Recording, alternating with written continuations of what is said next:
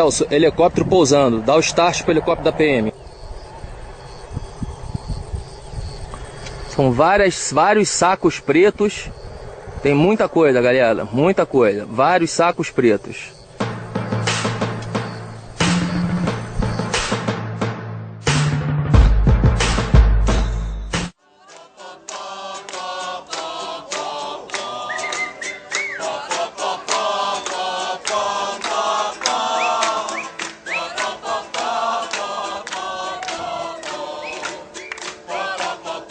A Polícia Federal e a Polícia Militar do Espírito Santo divulgaram que no dia 24, divulgaram no dia 25, uma segunda-feira, que na véspera tinham feito uma apreensão de 445 quilos de pasta base de cocaína que tinham sido transportados por um helicóptero. Aí a grande surpresa da ocasião foi que se soube que esse helicóptero pertencia ou pertence à família Perrella. Os políticos envolvidos são políticos importantes em Minas Gerais, são políticos conhecidos pelas ligações que tem com uma pessoa que se apresenta hoje como candidato a presidente da República. Define uma palavra, cruzeiro. Uma palavra só. Paixão. Dinastia. Perrella? Aécio Neves. Amigo. O helicóptero do deputado Gustavo Perrella, filho de Zezé Perrella, saiu do Paraguai, fez um pouso em hotel fazenda de luxo em Jarinu, interior de São Paulo, onde deixou uma parte da droga, e no dia seguinte pousou em uma fazenda em Afonso Cláudio, Espírito Santo, onde houve o flagrante.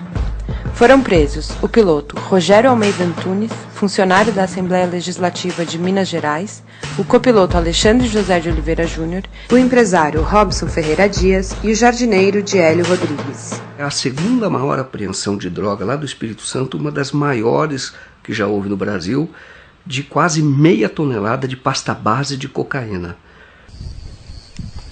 Ihu! Estilo tu é doido, maluco. Essa investigação, vou dizer, é uma pena que ela acabou, que a Polícia Federal fez questão de livrar todo mundo, que o procurador saiu, mas o maior prejuízo é que ela realmente poderia contar melhor a história do tráfico no Brasil. Será que tem muita droga aí, meu irmão? Tem. A gente vai lá, a gente precisa fazer uma cópia. Há uma tendência muito grande do processo ser anulado. E ele sendo anulado, o helicóptero perde a razão de ser. É como se não tivesse havido esse tráfico. Nos dias seguintes ao da apreensão, ao da divulgação pela Polícia Federal, os fatos foram todos jornalisticamente, os fatos divulgados, jornalisticamente muito relevantes, surpreendentes. Então você descobre que o piloto ele era funcionário da Assembleia Legislativa de Minas Gerais. O próprio deputado autorizou o transporte, dizendo que não sabia do que se tratava, mas autorizou que se fizesse esse transporte. Aí começa a ter algumas informações não confirmadas de que a cocaína teria vindo do Paraguai e iria para a Europa. Então torna essa apreensão ainda mais, vamos dizer assim, relevante do ponto de vista criminal, porque é tráfico internacional. Mas a imprensa em geral, ou a imprensa, a chamada grande imprensa, não deu bola para isso. Não deu bola. Ela tentou esconder o caso, esconder rapidamente, falava muito pouco, não falava muito das ligações políticas do senador Zezé Perrella. Não houve divulgação na mídia impressa, por exemplo, ou na televisão da liberação dos traficantes. Uma liberação feita no dia em que eles prestariam o depoimento ao juiz. O juiz não quis ouvir o depoimento. Poderia ter ouvido o depoimento e liberado depois, mas não. Antes que a audiência começasse, ele veio com a decisão de que não iria ouvi-los. O procurador, então, ele simplesmente abandona o caso, insiste para abandonar o caso e diz o seguinte: olha, eu não posso porque agora eu sei de fatos, ouvi coisas que me fazem testemunhas de defesa dos traficantes. Então é uma coisa absurda, entendeu? A pessoa sai da condição de acusador para ser testemunha de defesa dos traficantes. Você imagina, por exemplo, um outro caso famoso, o caso do Mensalão. Você imagina o procurador da República, na época, o Gurgel, ou mesmo o anterior, ele simplesmente, depois de iniciada toda a acusação, ele diz, olha, não posso mais, eu agora vou ser testemunha de defesa dos acusados. É um total escândalo. Mostra a disposição do órgão de acusação, aquele que deve fiscalizar, aquele que deve acusar, mostra ele, na verdade, preocupado em livrar a cara das pessoas.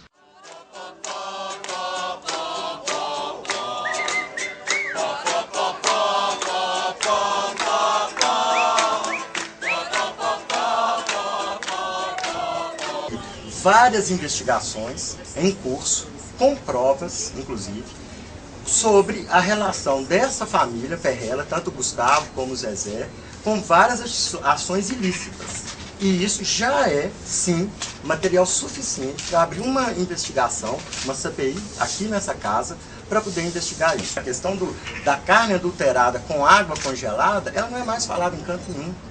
A questão dos 2,5 milhões numa verba estadual dedicada à família, à empresa deles, não é mais falada. Nós temos o medo que essa questão de 450 quilos de cocaína dentro de um helicóptero de um deputado estadual, numa fazenda, num senador, isso cai no esquecimento muito rápido. Uma pessoa que você precisa jogar luzes, entendeu? Porque eu diria, o que se diz no Estado, que ele é financiador das campanhas, grande financiador das campanhas,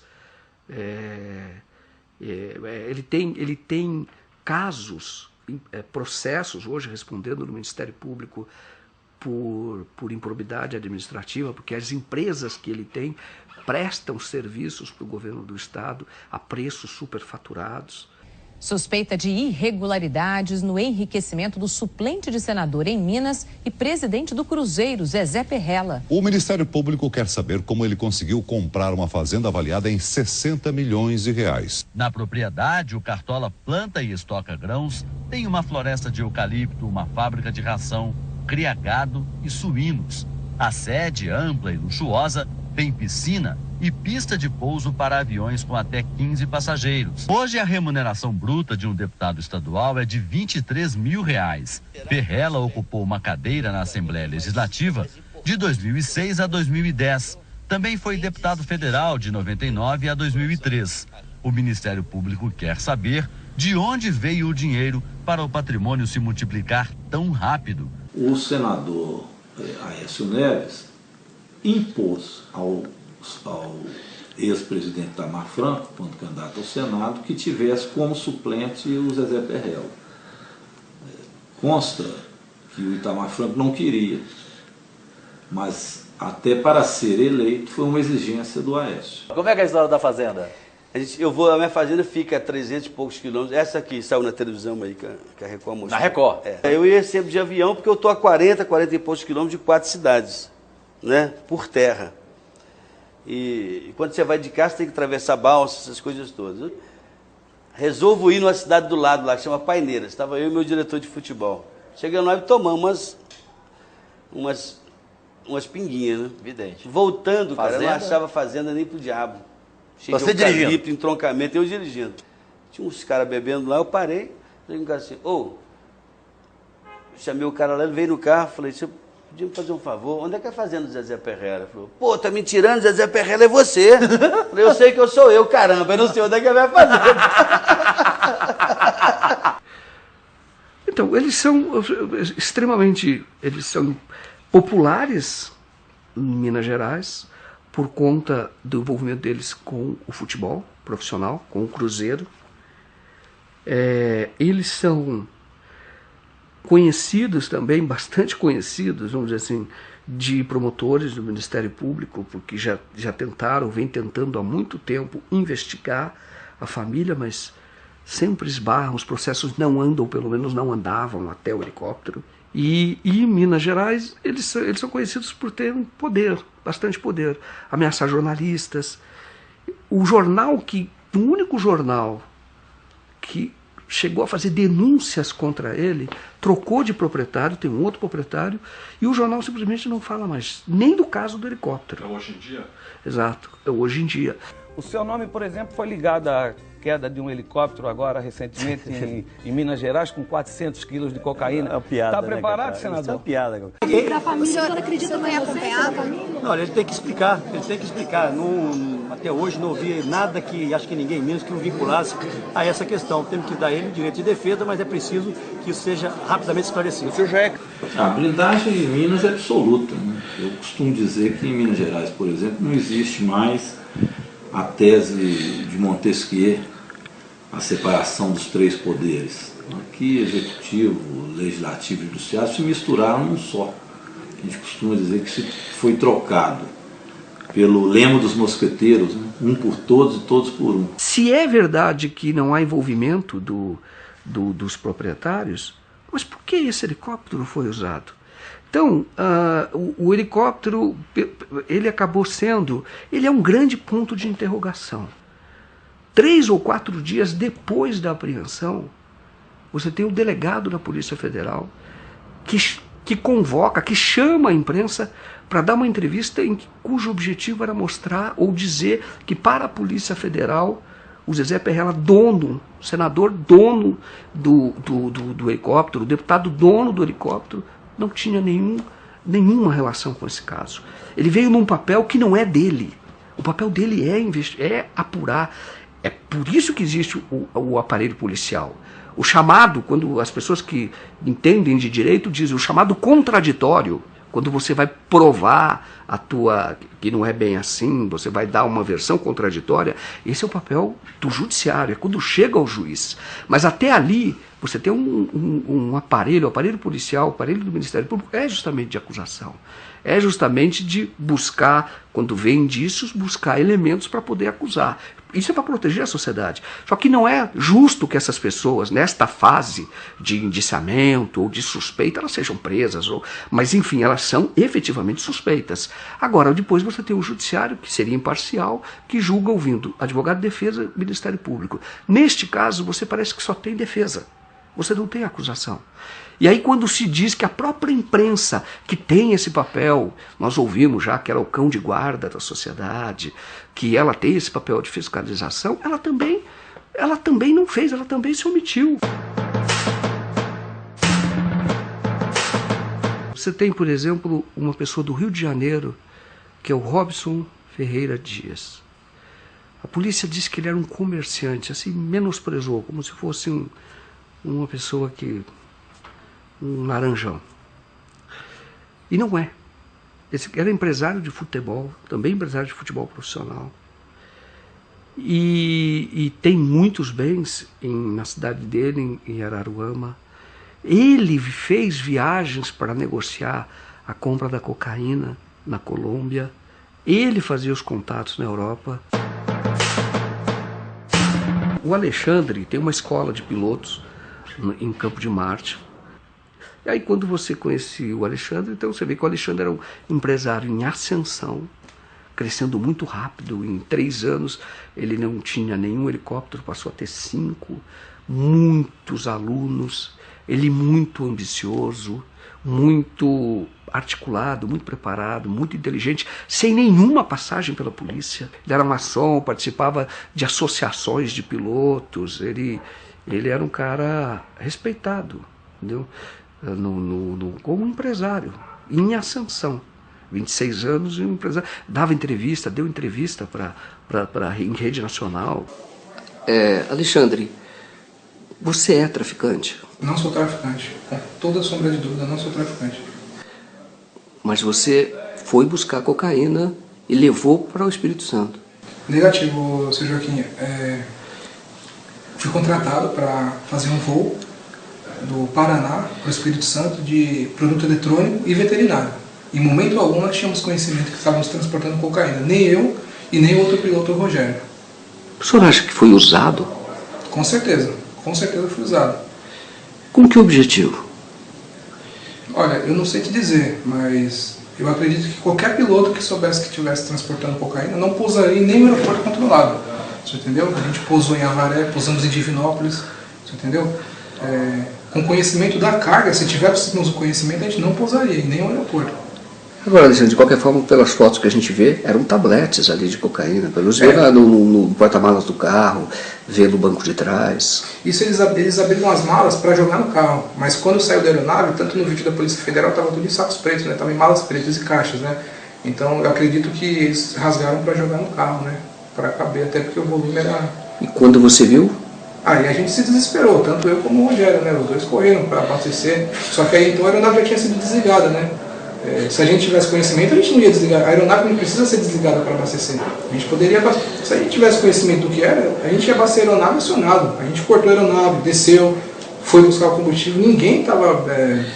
em momento algum a gente tinha ciência do que se tratava. Só quando eles começaram a abrir. Aí bateu o desespero. Só que quando a gente viu o que era, já começou a chegar a polícia, né? Agora, Alexandre, tem uma mensagem que é trocada por o piloto, pelo Rogério, com o primo dele, em que ele diz que estava transportando coca.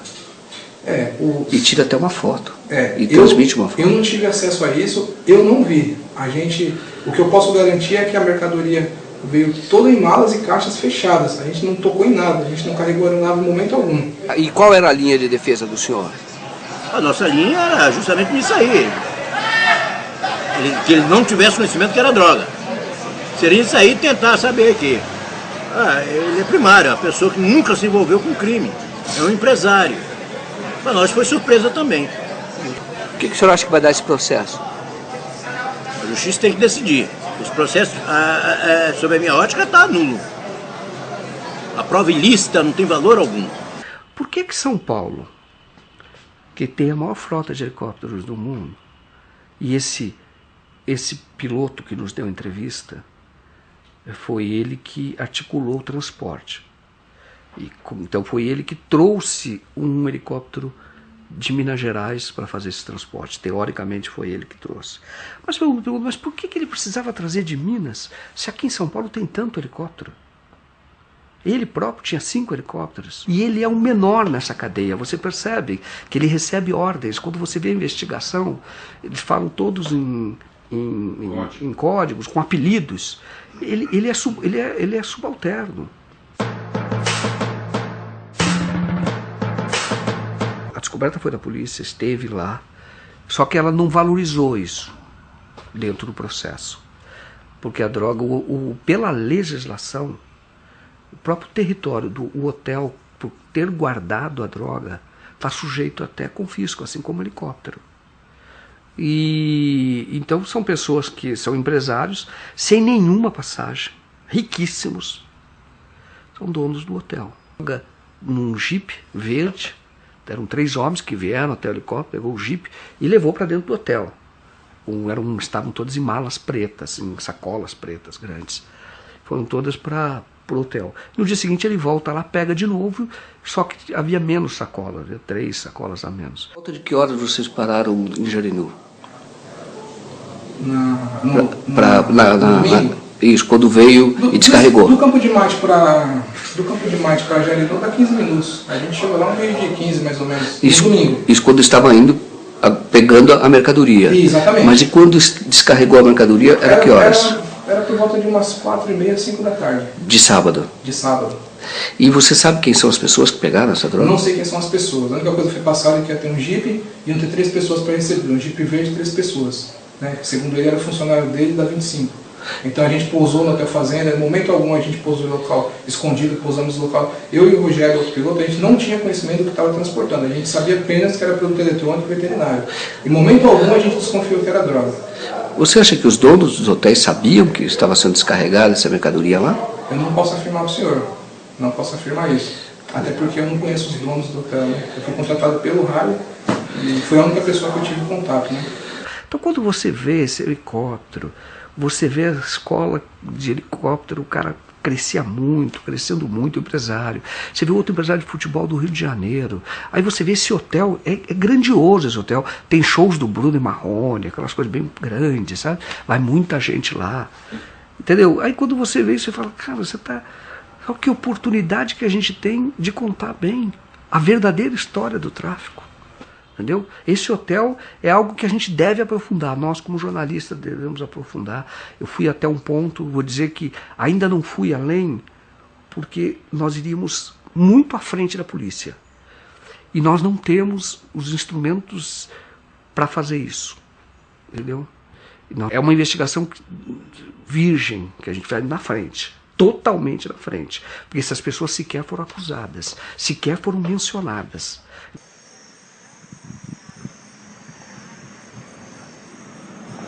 Afonso Cláudio, ela vive assim. Afonso é uma cidade pequena, uma cidade de 30 mil habitantes, de atividade agrícola assim, intensa, cidade de morros. E de repente um helicóptero aparece lá, de um senador de um outro estado, que para eles, Espírito Santo é um estado muito pequenininho, eles veem Minas Gerais como uma potência, entendeu? Uma grande potência. Então vem de lá com quase meia tonelada de cocaína, de pasta base de cocaína. O próprio juiz, com quem eu conversei longamente, ele recebeu a visita da DEA, agentes americanos, justamente para dizer, primeiro, o Brasil é a porta de entrada de droga para a Europa. Segundo, o Espírito Santo, o Porto do Espírito Santo, é muito usado por isso. Meia tonelada de pasta base, que custa, na ponta inicial do tráfico, as pessoas falam entre 4 e 6 milhões.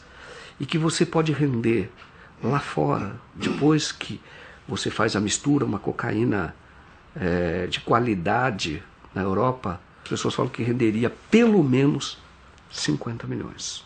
A investigação mostra isso, que eles tinham contato com uma pessoa chamada Jimmy, que era de Amsterdã, e eles estavam negociando o envio para lá de convites, eles chamam convites.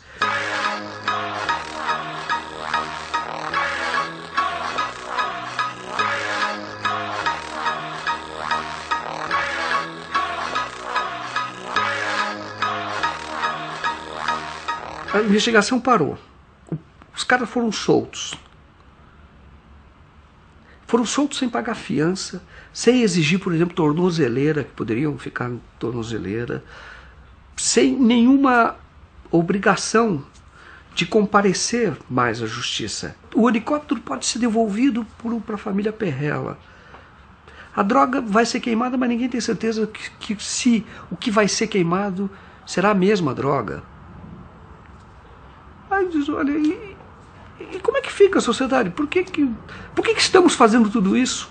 Agora, impressionante é que se hoje você for em qualquer presídio, feminino sobretudo, a maior parte das pessoas que estão nesses presídios, presos como ratos, assim, de superlotação, a maior parte é por tráfico de drogas.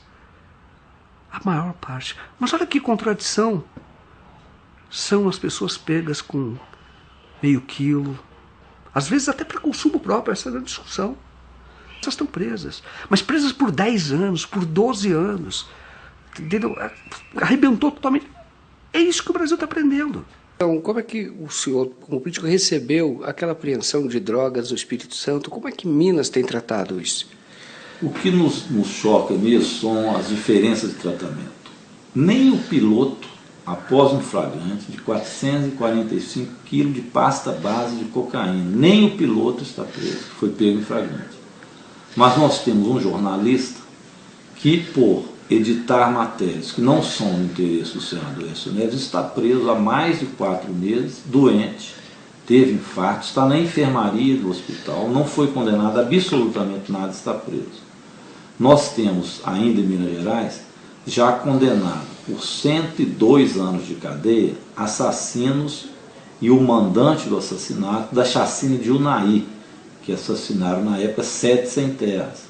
Eles já foram condenados a mais de 100 anos de cadeia e estão soltos por habeas corpus, que lhes dá o direito de responder. Aliás, já foram condenados, estão em liberdade para fazer o recurso deles em liberdade, já condenados. Esses conseguiram habeas corpus. E o jornalista não consegue um habeas corpus. Então nós temos aqui preso político, nitidamente preso político. Aqui está tudo dominado. Tudo é feito em torno do senador Aécio Neves. Virou uma espécie de imperador. Zezé, a maior torcida de Minas é a do Atlético. Não tem nem comparação, né, Calil? A do Cruzeiro é muito maior. E a camisa mais linda do Brasil também é do Atlético. É isso, rapaz. Azul é azul. Desculpe, mas quer ver eu acabar fácil com essa discussão? Para vocês, quem vai ser o melhor governador para Minas? Anastasia, porque a Anastasia está com a Aécio desde o primeiro dia. E ajudou Minas a crescer, né? Esse caso do Helicoca foi, na verdade, um grande aviso. Olha, o crime compensa. O grande crime compensa no Brasil.